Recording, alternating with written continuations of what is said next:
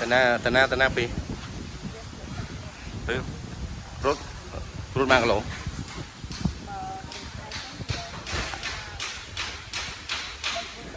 4 គីឡូណាខ្ញុំលើថាសប្តាហ៍នេះតលេតែវាគ្រុត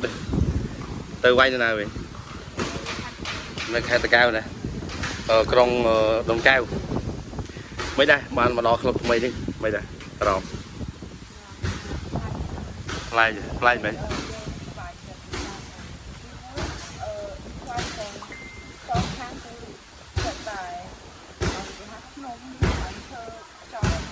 តែវាសេយើងនិយាយចំទេទៅហើយណាមួយការវឹកហាត់អីរត់អីក៏មើលទៅក៏អត់មានឡានមានតូចច្រើនដែរមកដល់ពេលនេះបានមកប្រកួតទេពីបើហើយឆ្នាំបានចាញ់បាន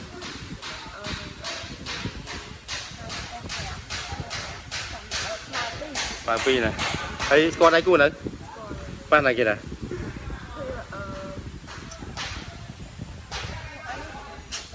លេងបាត់ហ៎ជុំមានបានឃើញមានបានឃើញការប្រកួតខុសខ្លះអត់មើលទេឡើងទៅដល់វាយទេហើយត្រៀមខ្លួនរួចរាល់ហើយដឹងការប្រកួតមុនប្រហែលជាប៉ុន្មានអាទិត្យ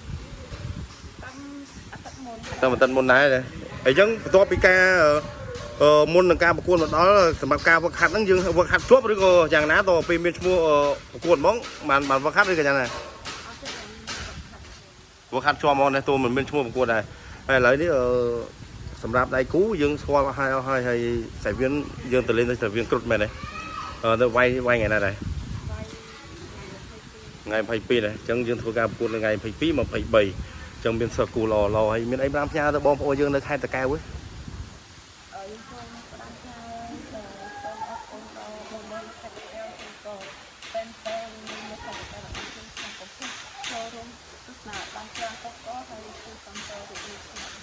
បាទហើយជាពិសេសមានន័យអរគុណដល់សាវៀនគ្រប់គុណខ្មែរនេះតែនៅផ្ដល់ឱកាសឲ្យកីឡាករនេះបានចូលរួមលេងមែនទែនក្នុងមួយ